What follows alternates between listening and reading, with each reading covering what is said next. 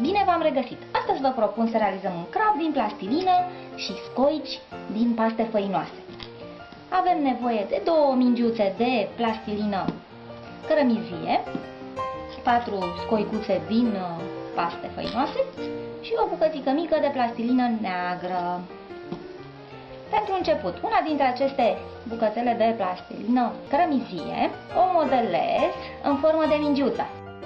Apoi o aplatizez puțin, îi aplic 2 ochișori, realizând 2 mingiuțe din plastilină neagră și ca să fie un crab prietenos, o să-i facem și o gură.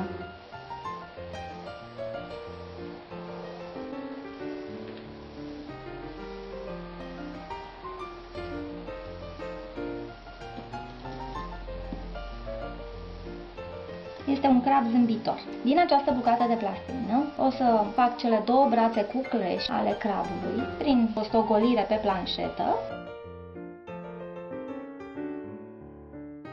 Le aplatizez puțin și pe acestea, pentru că nu sunt perfect tubulare. Le aplic în partea din față a corpului crabului.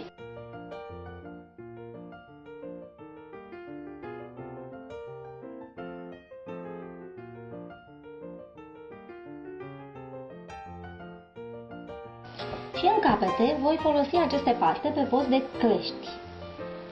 Pur și simplu le fixez cu una din părțile mai înguste. Le fixez în plastilină.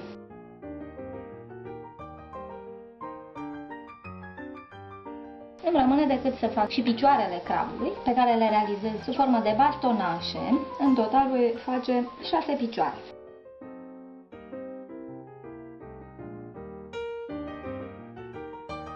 Le mai scurpez și fiecare bastonaș îl pliez ușor și îl prind de corpul crabului.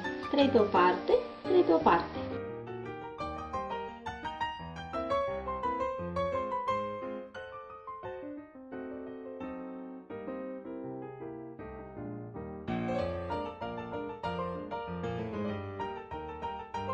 La fel procedez și cu cealaltă latură, unde voi aplica 3 piciorușe.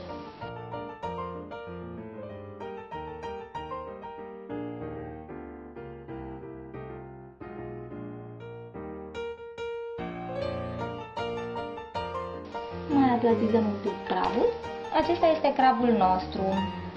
Vă sfătuiesc să-l păstrați pentru că alături de crabul din origami, alături de peștișorul din origami și multe varietăți marine pe care le vom confecționa din diverse materiale, acestea vor sta în acvariul pe care în final îl vom realiza împreună. Spor la treabă și distracție plăcută!